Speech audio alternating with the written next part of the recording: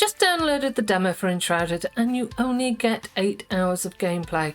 That's why I've put together a tips and tricks video so you can make the most of your Enshrouded demo time, and if you haven't downloaded it yet, I'd say definitely give it a go. It's available to play until the 22nd of November via Steam's Next Fest event.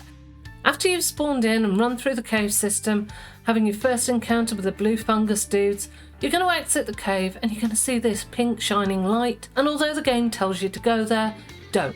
Not yet. Instead, you want to go to the town next to you and loot it. You'll get wood, cloth, string, some water, some food and general goodies. Use some of the wood to craft a club and a shield. I'm really enjoying that there's so much loot in this game, guys, and aside from searching lootables, the top tip is to break everything to get more loot. And items respawn in the world, so do make sure that you return to the same area later to replenish stocks. Next, do run towards the pink light and begin your base. A quick tip here is that not every task is marked by this bright shining pink light in the sky, so if you ever get turned around and lose track of where you're needing to go, press M to check your map, or keep an eye out for these little pink sparks that point you in the right direction. On the way to your base, make sure you grab a couple of stone, as the first thing you're going to need to do is craft a stone altar. This emits a pretty pink flame and it claims your homestead area. You can actually upgrade and expand this area later after your first boss fight. After that, you're going to want to craft a workbench and an axe and start chopping them trees. You're going to need a lot of wood to convert to building blocks. A couple of things to note about the workbench is every time you open it, your tools are going to auto repair, and once you've got storage, you're able to craft from storage.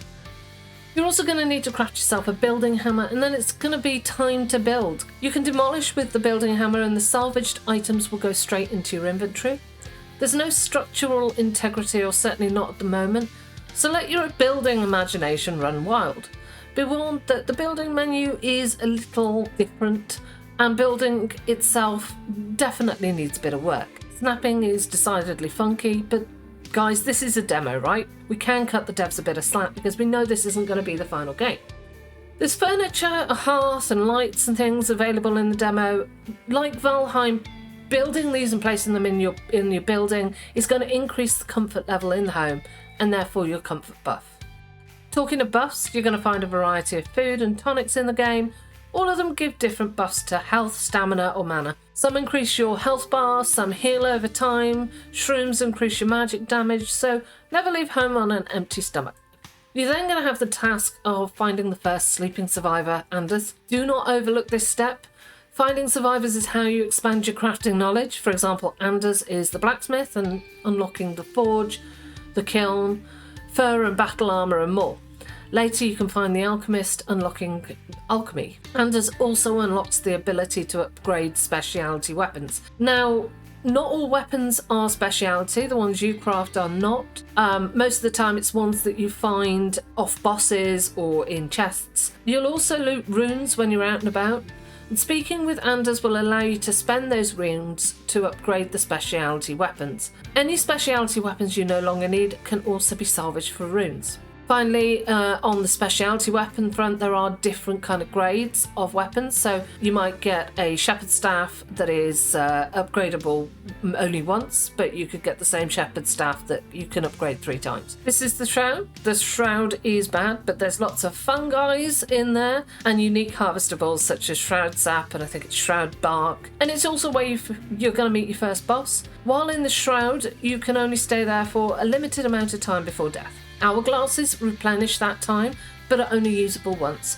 There is also a tonic in the demo that extends the time you can spend in the Shroud up to 7 minutes. These vessels things are reusable, and simply standing near them replenishes your time. They also serve as respawn points. Now, if you do die, obviously you're going to respawn at the latest respawn point, but your corpse will show on the map, and once you get to it, your inventory items will be available for you to pick back up.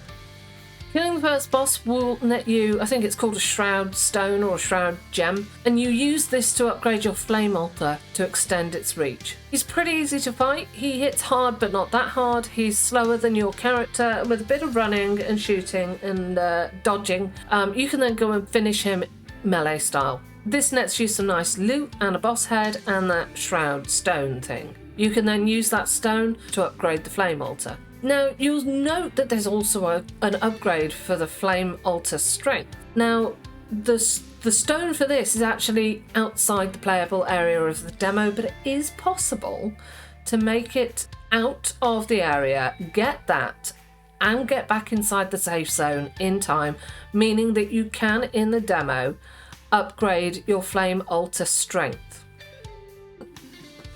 Finally guys, and most importantly, do not worry about the 8-hour time limit to the demo. It's not for the game itself, it's per world. So what you can actually do is when you get into finishing your first world, you take your character and put everything that you want to take forward in your hotbar. And then you can use that character to start a new world, taking everything important, all your specialty weapons and so on and so forth, forward into that new game. Guys, I'm Queen Bee and I hope you found this tips and tricks for the Enshrouded Demo useful. Don't forget to leave a like and a sub for the channel if you have, and please do share your tips and tricks for the game in the comments section.